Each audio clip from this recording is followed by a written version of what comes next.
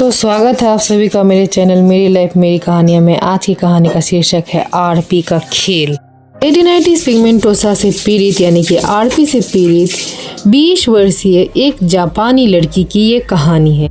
आइए मिलिए यूई से, जो एक जापानी लड़की है, एक छोटे से शहर में रहती है, पली बढ़ी है और हरे भरे पहाड़ों और जीवंत चेरी के फूलों से घिरा हुआ है, यानी कि चेरी ब्लॉसम के फूलों से घिरा हुआ जगहों में पलना बढ़ना हुआ है।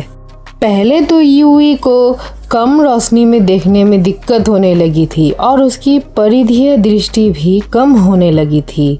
उसकी आरपी नामक बीमारी का पता चल धीरे धीरे उसकी दृष्टि को छीन लेती है।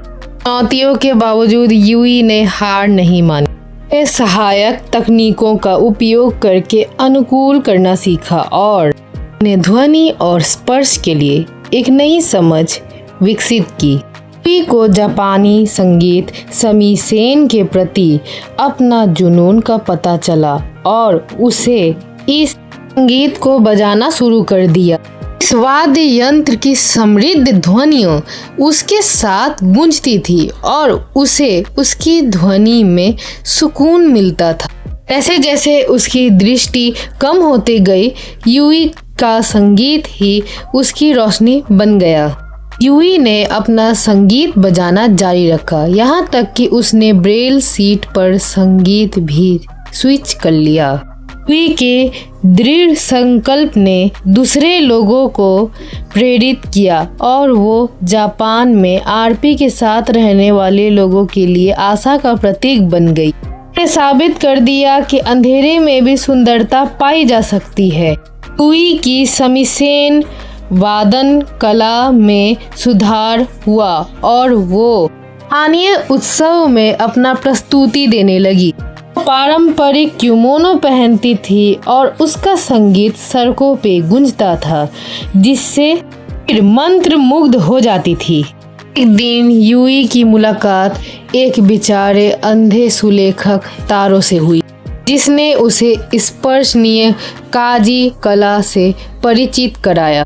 यूई की उंगलियां कागजों पर नाचती हुई जटिल अक्षर बनाती थी, जो उम्मीद और लचीलापन की कहानियां बताते थे। तारो ने यूई को यूगेन की अवतारों सिखाया। कांड की सुंदरता का गहन और रहस्यमयी अर्थ। यूई का सुलेखन और संगीत यूगेन से प्रभावित हो गया। ने उन सभी के दिलों को छू लिया जिन्होंने उनका अनुभव किया।